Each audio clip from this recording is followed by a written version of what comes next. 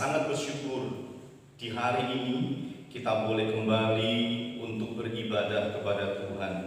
Kita akan memperingati Jumat Agung atau hari kesengsaraan Kristus, di mana Kristus disalibkan dan menyerahkan nyawanya kepada Tuhan untuk memberikan kepada kita penebusan hidup yang kekal. Saudara yang dikasihi oleh Tuhan, dengarkanlah firman Tuhan.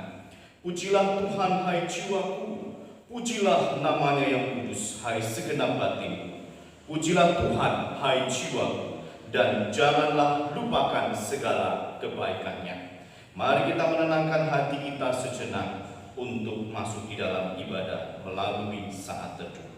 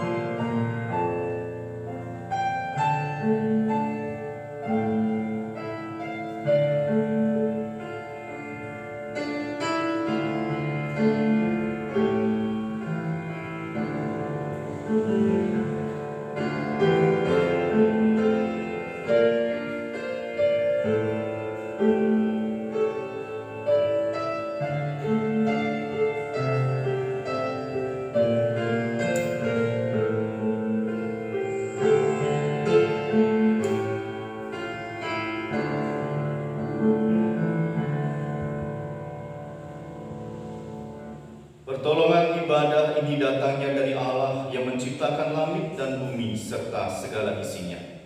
Kasih karunia dan damai sejahtera dari Allah Tritunggal menyertai kita sekalian. Tuhan Allah hadir dimanapun. Dia hadir di tempat ini, Dia hadir di tempat Anda berada, Dia hadir di mana-mana. Mari kita menyembah Dia, Allah yang Maha Hadir.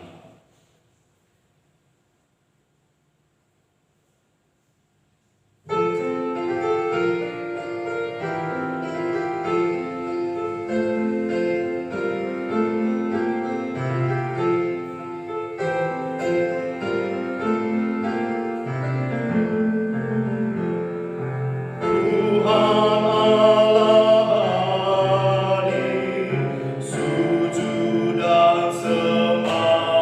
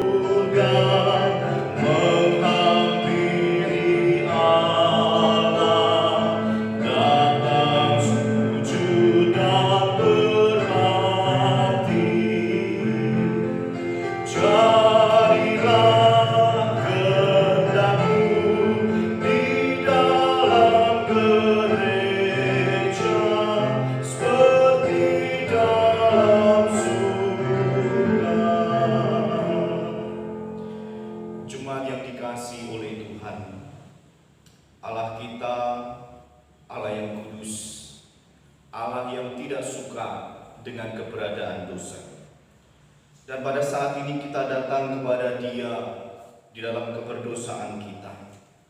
Oleh sebab itu mari kita mengaku dosa di hadapan Tuhan. Kita memohon belas kasihan Tuhan agar kita dibebaskan dari dosa.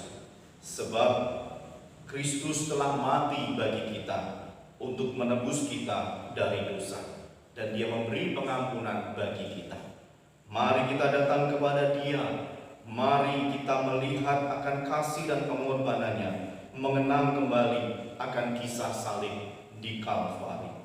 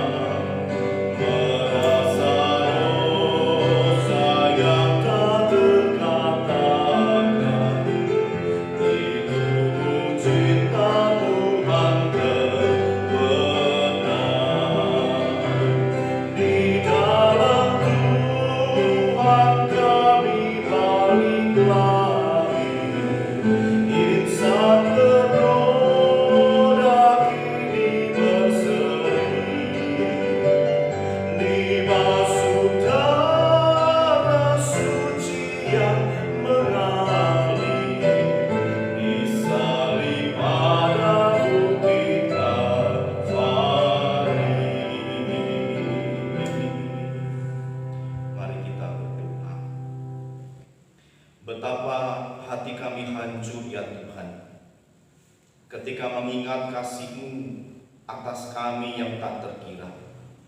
Sebab kami tidak mampu menghargainya, kami justru menyia-nyiakan kasih Tuhan dengan ketidaktaatan kami. Tuhan, kiranya Engkau mengaruniakan pengampunan kepada kami dan memampukan kami hidup dalam ketaatan kepada-Mu. Dalam nama Tuhan Yesus, amin. Berbahagialah orang yang diampuni pelanggarannya, yang dosanya ditutupi. Berbahagialah manusia yang kesalahannya tidak diperhitungkan Tuhan. Maka dengarkanlah berita anugerah. Oleh Dia, kita juga beroleh jalan masuk oleh iman kepada kasih karunia ini. Di dalam kasih karunia ini kita berdiri dan kita bermegah dalam pengharapan akan menerima kemuliaan Allah. Dan sebagai orang yang telah mengalami pengampunan dan penebusan dari Tuhan, mari kita merespon pengampunan ini. Mari kita hidup sesuai dengan perintah Tuhan yang terdapat di dalam petunjuk hidup baru 1 Korintus 6 ayat yang ke-20. Sebab kamu telah dibeli dengan harganya telah lunas dibayar. Karena itu muliakanlah Allah dengan tubuhmu. Sebab kamu telah dibeli dan harganya telah lunas dibayar. Karena itu muliakanlah Allah dengan tubuhmu.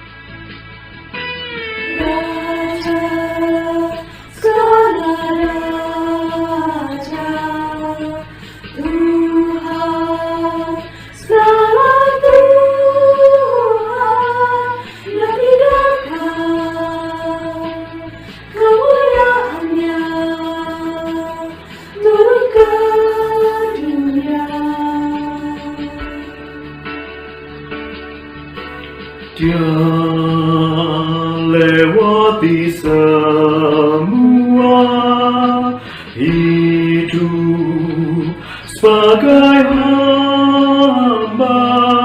Dia setia hingga akhirnya. Dia minum cawan kematiannya. Dia memilih di salib. Dia memilih kayu yang kasar dan paku yang tajam. Dia rendahkan dirinya dan curahkan darahnya. Dia Tuhan, Dia Raja yang memilih di salib.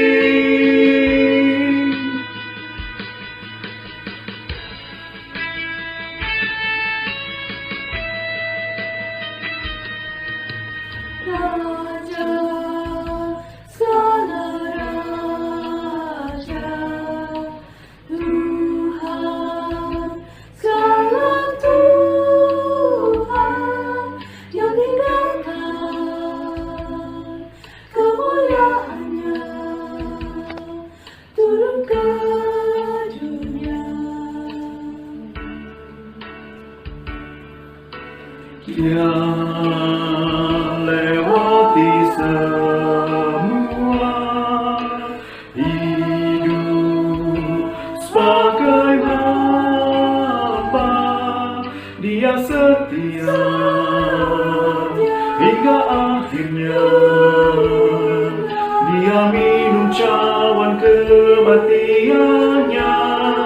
Dia memilih di salib. Dia memilih kayu yang kasar dan paku yang tajam. Dia rendahkan dirinya dan curahkan darahnya. Dia Tuhan, Dia Raja yang memilih di salib. Dia memilih kayu yang kasar dan paku yang tajam. Dia rendahkan dirinya dan curahkan darahnya. Dia Tuhan, Dia Raja yang memilih di salib.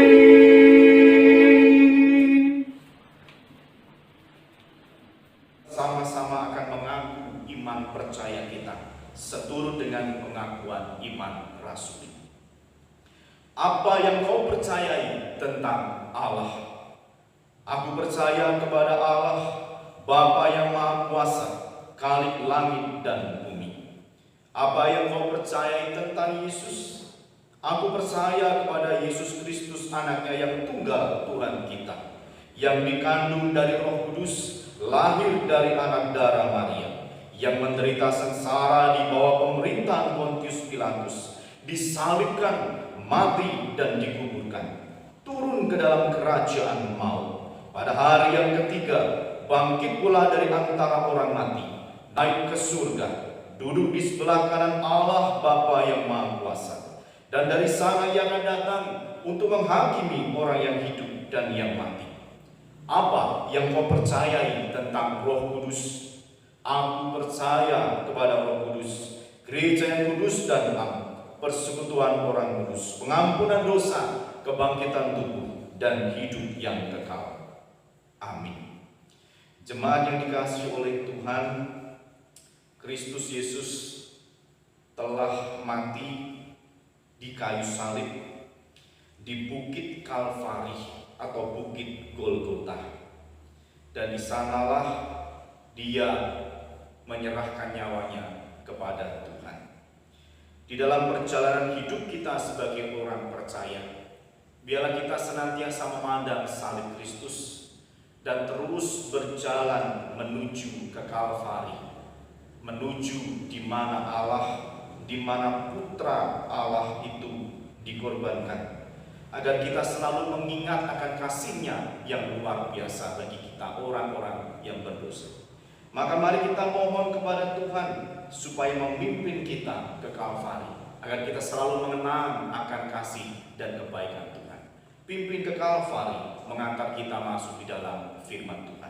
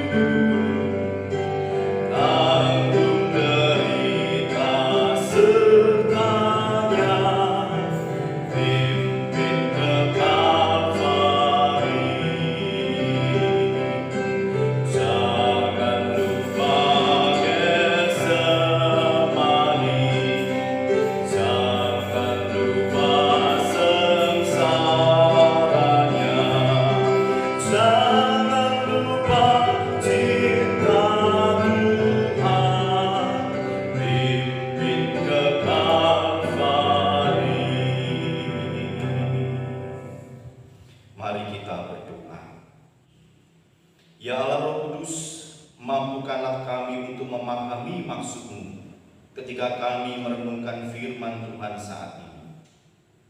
Kami berdoa di dalam nama Tuhan kami Yesus Kristus. Amin. Jemaat yang dikasihi oleh Tuhan, pada pagi hari ini kita akan bersama-sama merenungkan firman Tuhan untuk mengingat kembali, untuk mengenang kembali akan kesengsaraan Tuhan Yesus, di mana dia disalibkan dan menyerahkan hidupnya kepada Bapa. Tema yang kita bahas pada pagi hari ini adalah perkataan Tuhan Yesus yang keenam, yaitu sudah selesai. Maka mari kita mendasari perenungan kita pada pagi hari ini di dalam Injil Yohanes pasal yang ke-19 ayatnya yang ke-30. Injil Yohanes 19 ayat yang ke-30. Demikian firman Tuhan. Sesudah Yesus meminum anggur asam itu, berkatalah ia, "Sudah selesai."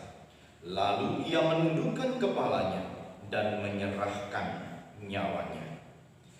Bapak Ibu Saudara yang dikasihi oleh Tuhan, kata-kata terakhir Tuhan Yesus ini bisa memiliki pengertian bahwa pekerjaan yang Bapanya atau yang Tuhan Allah Bapa telah berikan kepada Tuhan Yesus, yang Tuhan mandatkan kepada Yesus, yaitu memberitakan Injil, melakukan berbagai macam mujizat, mengerjakan keselamatan kekal bagi umat Allah, dan juga menghadirkan kerajaan Allah di bumi ini telah tercapai, telah dipenuhi dengan sempurna. Namun ada hal penting yang harus kita pahami dari kata sudah selesai, atau di dalam bahasa aslinya, bahasa Yunani disebutkan tetelestai.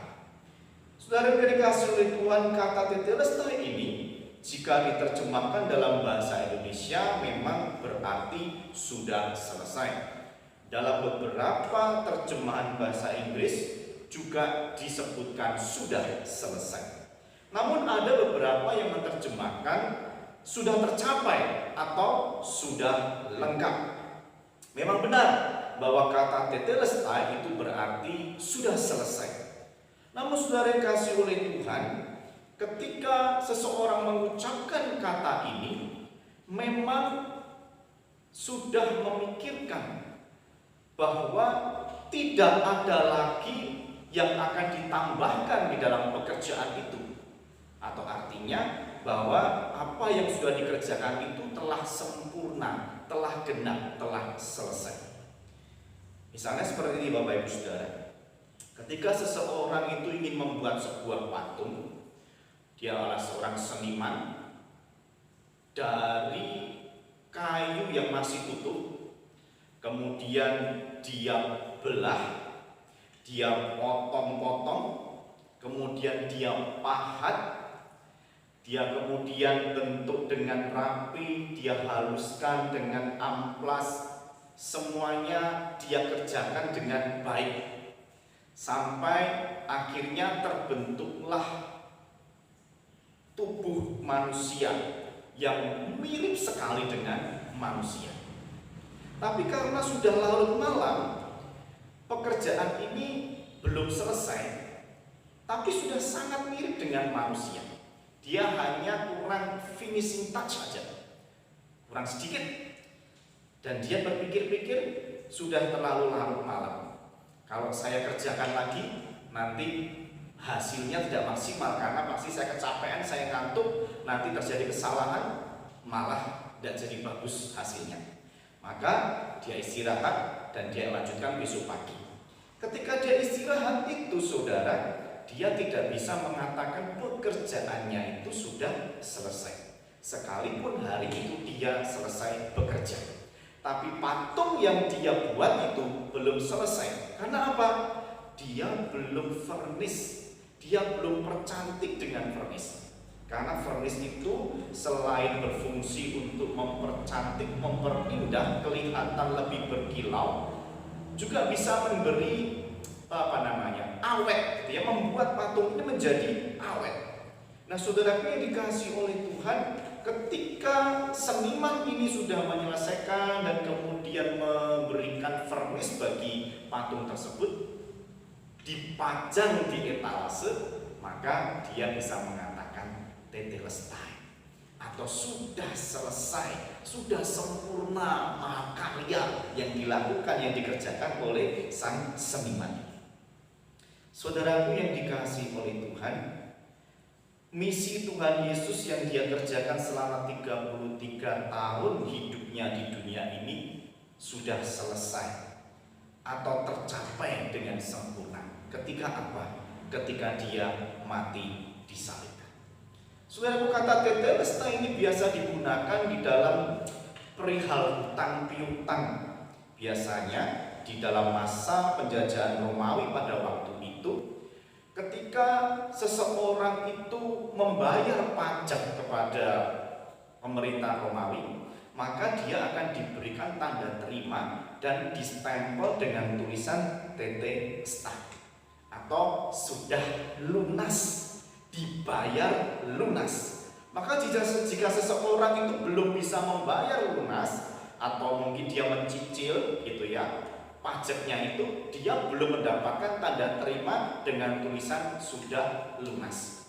Nah, saudara dikasih oleh Tuhan, jika kita mau membandingkan beberapa ungkapan di dalam Alkitab berkenaan dengan hutang ini, kita akan memperoleh lebih luas lagi gambaran dari kata tetelestai. Mari kita perhatikan di dalam ucapan Paulus di dalam surat 1 Korintus pasal yang ke-6 ayat yang ke-20. Di situ dikatakan, sebab kamu telah dibeli dan harganya telah lunas dibayar. Perhatikan ya, ada kata lunas dibayar. Karena itu muliakanlah Allahmu dengan tubuhmu. Satu bagian lagi 1 Korintus 7 ayat 23 dikatakan, kamu telah dibeli dan harganya telah lunas dibayar. Sama ya, mirip perkataannya. Karena itu janganlah kamu menjadi hamba manusia. Saudara, ada ungkapan lunas dibayar. Apa yang lunas dibayar?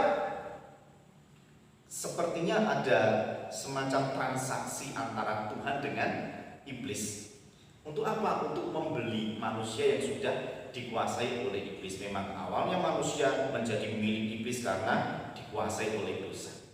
Maka untuk membeli, untuk merebut, untuk membawa manusia itu menjadi milik Tuhan lagi, perlu ada sarana transaksi ini untuk membayar. Apa itu alat bayarnya? Darah Tuhan Yesus. Maka dikatakan dengan darah itu, maka harganya sudah lunas dibayar. Lalu di bagian lain yang senada dengan hal ini, saudara, yaitu 1 Petrus 1 ayat 18-19 dikatakan begini. Sebab kamu tahu bahwa kamu telah ditebus dari cara hidupmu yang sia-sia yang kamu warisi dari nenek moyangmu itu, bukan dengan barang yang fana, bukan pula dengan perak atau emas, melainkan dengan darah yang mahal, yaitu darah Kristus yang sama seperti darah anak domba yang tak bernoda dan tak bercacat. Nah, saudara, di dalam perjanjian lama, setiap kali umat melakukan kesalahan atau melanggar hukum Taurat, mereka selalu membawa binatang untuk dikorbankan sebagai korban pengampunan dosa. Jenis binatangnya bisa macam-macam bergantung dengan besar kecilnya dosa yang dia lakukan, kesalahan yang dia sudah perbuat. Maka konsep orang Yahudi terhadap dosa ini adalah hutang. Jadi dosa adalah hutang, dan untuk membayarnya perlu ada alat bayar. Apa itu? Ya, binatang yang dikorbankan itu, darah yang tercurah itu untuk menghapus dosa mereka. Jadi jika ingin menebus, maka dia harus membawa korban untuk melunasi dosanya supaya dia tidak mendapatkan hukuman. Nah, saudaraku yang dikasihi oleh Tuhan, bedanya apa dengan darah Yesus? Kalau Petrus mengatakan melainkan dengan darah yang mahal, yaitu darah Kristus yang sama seperti darah anak domba yang tak bernoda dan tak bercacat. Petrus memberikan sebuah analogi atau gambaran antara darah Kristus dan darah anak domba, atau mungkin juga darah-darah dari binatang-binatang yang dikorbankan itu. Nah, saudaraku yang dikasihi oleh Tuhan, darah binatang yang dikorbankan itu menjadi alat pembayaran bahwa dosanya sudah lunas dan dosanya diampuni. Akan tetapi saudara, penebusan dari korban binatang ini tidaklah sempurna, sebab hanya menebus atau menghapus dosa yang hari itu dia perbuat. Maka dari itu, setiap orang Israel, setiap umat Tuhan pada waktu itu, ketika mereka hari ini melakukan dosa, maka dia hari ini juga akan membawa korban penebusan. Kalau besok dia melakukan dosa, maka besok itu juga mereka akan membawa korban bakaran atau korban penebusan dosa. Lusa dia berdosa lagi, maka dia harus membawa lagi. Artinya bahwa korban yang dibawa melalui binatang ini, saudara, hanya menebus atau menghapus dosa hari itu saja. Padahal kita tahu bahwa dosa dari manusia itu adalah dosa awal ketika Adam dan Hawa itu jatuh di dalam dosa, dan itu dibawa oleh setiap anak manusia sampai pada hari ini. Bahkan manusia yang akan datang itu sudah membawa dosa asal itu. Dosa berikutnya adalah dosa yang diperbuat kemarin, dosa yang diperbuat hari ini, dan dosa yang akan diperbuat besok dan lain waktu atau yang akan dilakukan. Itu semuanya adalah dosa. Nah saudara, di sini terletak perbedaan antara darah Kristus dan darah binatang-binatang korban. Saudaraku, Yesus mencurahkan darahnya untuk membayar lunas hutang dosa dari umatnya, orang-orang yang berdosa itu. Maka dia mengatakan tetelestai. Loh, apa artinya? Karena Bapak Ibu Saudara, penebusan yang dikerjakan oleh Yesus itu untuk melunasi hutang dari Adam dan Hawa, hutang yang kemarin kita lakukan, hutang yang hari ini sedang kita lakukan, dan hutang yang besok, lusa, 1 minggu, 1 bulan, atau setahun, atau bahkan sampai kapanpun kita hidup, itu sudah dibayar lunas. Maka Yesus mengatakan tetelestai, sudah selesai, dan tidak perlu lagi mengerjakan penebusan lagi, karena memang sudah selesai. Paham ya Bapak Saudara? Maka dari itu saudara dikasih oleh Tuhan, penebusan yang Kristus kerjakan itu betul-betul tetelestai, sudah selesai, tidak perlu lagi ditambah-tambahi dengan korban-korban yang lainnya, dengan perbuatan baik bahkan sekalipun tidak perlu, karena apa yang dikerjakan oleh Yesus itu sudah sempurna, tidak perlu lagi ada tambahan-tambahan dan lain sebagainya. Saudara dikasih oleh Tuhan, penebusan yang dikerjakan oleh Yesus dengan kata tetelestai tadi itu memberikan jaminan bahwa seluruh hutang dari manusia itu telah diselesaikan oleh Tuhan Yesus di kayu salib satu kali untuk selama-lamanya. Maka kata tetelestai ini membuka lembaran baru hubungan antara Allah dengan manusia. Yang tadinya ada permusuhan telah diperdamaikan oleh Yesus Kristus. Dan kata ini memulai sebuah persekutuan yang baru, persekutuan yang indah, persekutuan yang intim antara orang berdosa yang telah diselamatkan, yang telah diperbarui hidupnya dengan Tuhan Allah Bapa. Saudaraku yang dikasihi oleh Tuhan, apakah penebusan yang Tuhan Yesus kerjakan itu bersifat temporal? Tidak. Saya sudah katakan tadi bahwa penebusan itu tetelestai, sudah selesai dari dosa Adam, dosa yang kemarin, dosa hari ini, dan dosa yang akan datang, itu sudah selesai. Kenapa bisa seperti ini saudara? Kok berbeda dengan korban binatang tadi?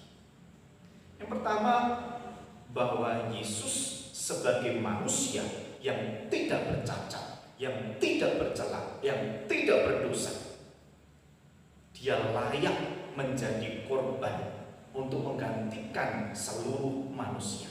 Karena tidak ada satupun manusia yang tidak berdosa selain daripada Tuhan Yesus sendiri. Lalu yang kedua, Yesus adalah Tuhan. Maka apa yang dia kerjakan, maka penebusan penebusannya melalui kematiannya itu, Bapak Ibu Saudara, itu bermanfaat tidak hanya untuk hari ini, tapi untuk yang akan datang. Bahkan yang lampau pun juga terkena imbas manfaatnya. Sehingga apa yang sudah Yesus kerjakan itu memberi pengampunan seluruhnya, seutuhnya. Sehingga bukan temporal, tapi selamanya. Nah, saudara, ini dikasih oleh Tuhan, Tetelestai mengingatkan kita pada penebusan Kristus untuk hidup kita yang telah sempurna ini. Biarlah kita juga boleh hidup sempurna. Artinya kita hidup seturut dengan apa yang Tuhan kehendaki, serupa dengan Kristus. Jika kita adalah orang yang percaya kepada Yesus sebagai Tuhan dan Juru Selamat, maka hutang-hutang kita sudah dilunasi oleh Tuhan Yesus. Hal ini membuat kita tidak takut lagi dengan yang namanya kematian, dengan yang namanya hukuman kekal atau hukuman dosa. Sebab Kristus sudah mengampuni seutuhnya, seluruhnya. Tetelestai. Tapi saudara, kadang orang bertanya, lah kalau dosa yang akan datang yang belum kita lakukan itu diampuni, sudah diampuni, kan bisa membuat kita itu akhirnya, ya wes lah, aku berbuat dosa saja, toh nanti diampuni, sudah diampuni oleh Tuhan, jadi aku bebas untuk melakukan dosa. Saudaraku, tidaklah demikian. Kata Tetelestai, kalau di dalam bahasa Ibrani-nya itu sebenarnya memiliki akar kata yang sama dengan kata shalom. Tahu ya? Damai atau salam damai. Sehingga kata Tetelestai ini ada unsur atau makna kedamaian atau sudah didamaikan. Maka tidak salah kalau di dalam perjanjian lama itu Tuhan Yesus itu disebut sebagai Raja Damai. Dia adalah juru damai. Dia mendamaikan kubu yang bermusuhan, yaitu Allah dengan manusia yang berdosa. Nah, saudara, dikasih oleh Tuhan, jika kita ini sudah diperdamaikan dengan Allah, itu ya, dosa Adam dan Hawa sudah dihapuskan, dosa kemarin dihapuskan, dosa hari ini dihapuskan, dan dosa yang akan datang itu sudah dihapuskan. Jika Allah itu sudah mendamaikan kita, lalu masa sih kita mau ngajak ribut lagi sama Tuhan dengan melakukan dosa, dengan berbuat seenak kita, mentang-mentang sudah dihapus dosa yang akan datang, yang akan kita lakukan, lalu kita bebas melakukan dosa? Tentunya tidak, saudara. Karena Tuhan sudah mendamaikan kita, Kristus sudah mendamaikan kita dengan Bapa. Maka dari itu, sebenarnya kalau kita ini berbuat dosa dan menganggap bebas berbuat dosa, mungkin kita perlu bertanya, apakah memang benar kita ini sudah didamaikan oleh Tuhan? Apakah benar kita ini sudah diselesaikan hutangnya oleh Tuhan? Saya percaya bahwa orang-orang yang telah diselesaikan hutang dosanya oleh Tuhan Yesus, yang sudah didamaikan oleh Tuhan Yesus, dia akan terus berupaya hidup dengan benar, hidup untuk menyenangkan hati Tuhan. Karena dia tahu hidupnya yang lama itu hidup dalam dosa, hidup dalam kebinasaan. Dan dia sudah dipindahkan di dalam hidup yang baru, hidup dalam terang. Maka dia harus punya konsep yang baru. Saya harus hidup dalam terang, saya harus melakukan kebaikan, saya harus bertumbuh, dan saya harus memuliakan nama Tuhan. Seharusnya demikian orang-orang yang telah mengalami penebusan dari Tuhan, Tetelestai, orang-orang yang sudah mengalami pendamaian dengan Tuhan. Nah, saudara yang dikasihi oleh Tuhan, dalam pekan suci menjelang Paskah ini, marilah kita merenungi makna penebusan yang telah Tuhan Yesus kerjakan dalam hidup kita. Kita adalah orang yang berdosa pada awalnya, tetapi karena kasih karunia dari Allah, Dia mau memberi kepada kita pengampunan dosa dengan cara merelakan putra tunggalnya, yaitu Yesus Kristus, untuk mati disalibkan. memberi kepada kita penebusan. Tuhan Yesus sudah menebus kita dengan sempurna. Hutang dosa kita sudah diselesaikan, sudah dibayar secara lunas. Bahkan dosa yang akan datang itu sudah dibayar dengan lunas. Maka dari itu Bapak Ibu sering kasih oleh Tuhan, kiranya kita tidak hidup lagi di dalam dosa. Tidak gampang-gampangan lagi melakukan dosa, memikirkan dosa. Marilah kita semakin mensyukuri kasih Tuhan atas hidup kita, semakin menghargai pengorbanan Kristus bagi kita, dan berupaya memperbaiki diri semakin baik, semakin serupa dengan Kristus. Mau bertumbuh sebagai seorang Kristen yang mau dipakai oleh Tuhan menjadi alat bagi kemuliaan-Nya, melayani Tuhan dan melayani sesama, dan mengerjakan rencana-rencana Tuhan atas hidup Bapak Ibu Saudara. Saudaraku, jangan sia-siakan apa yang sudah Tuhan kerjakan. Tuhan sudah mengerjakan semuanya itu dengan sempurna dalam hidup kita. Mari kita pun juga meresponi untuk mengerjakan tanggung jawab kita sebagai umat Tuhan, mengerjakan apa yang sudah direncanakan Tuhan dalam hidup kita, sehingga nama Tuhan dipermuliakan, dan apa yang dikerjakan oleh Tuhan itu juga tercermin dalam hidup kita, sehingga semakin banyak orang melihat hidup kita, mereka pun percaya kepada Tuhan Yesus. Kiranya Tuhan memberkati kita sekalian Bapak Ibu Saudara, di dalam masa-masa kita memasuki pekan suci ini, memperingati kematian Yesus Kristus. Kiranya kita semakin mengerti, memahami kasih Kristus yang sempurna dan pengorbanannya, penebusannya yang sempurna dalam hidup kita. Mari kita berdoa.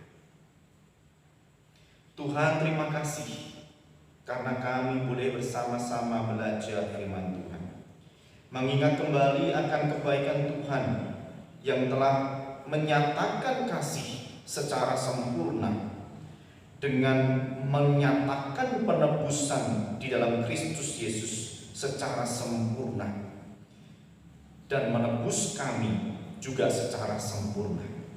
Terima kasih Tuhan untuk kebaikan-Mu. Ajarilah kami untuk mengerjakan tanggung jawab kami sebagai umat Tuhan yang telah ditebus itu, sehingga seluruh rencana-rencana Tuhan dalam hidup kami kerjakan dengan baik, dengan benar, dan hidup kami memuliakan nama Tuhan. Terima kasih ya Tuhan, kami berdoa, kami mengucap syukur di dalam nama Tuhan kami, Yesus Kristus. Amin. Saudara yang kasih oleh Tuhan, mari kita akan mengakhiri ibadah peringatan Jumat Agung atau kesengsaraan Tuhan Yesus pada pagi hari ini. Mari kita menaikkan puji, hormat, kemuliaan bagi Allah Tritunggal.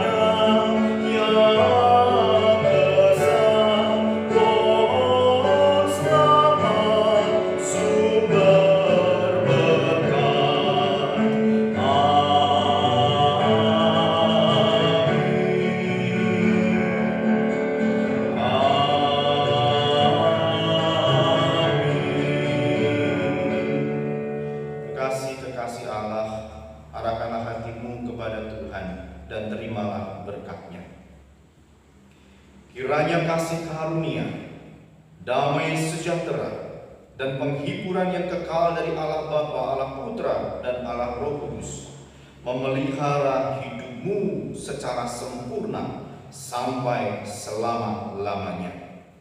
Amin. Jemaat yang dikasihi oleh Tuhan, kami tetap menghimbau kepada jemaat untuk boleh mentaati apa yang sudah menjadi himbauan dari pemerintah.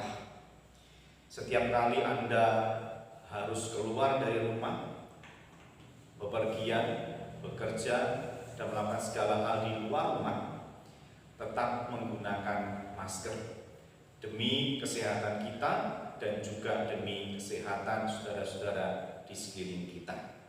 Dan saya menghimbau juga untuk seluruh jemaat tetap mendukung pekerjaan Tuhan di gereja GKT 2 melalui persembahan yang dapat disampaikan melalui rekening BCA dengan nomor 0620 169 722 atas nama Susana dan Cynthia Dewi. Atau apabila Bapak Ibu Saudara kesulitan, dapat dikumpulkan secara mandiri, kemudian dapat dibawa ke gereja jika situasi sudah memungkinkan. Terima kasih, kiranya Tuhan memberkati Bapak Ibu Saudara. Selamat memasuki Jumat Agung dan menjelang Paskah. Tuhan Yesus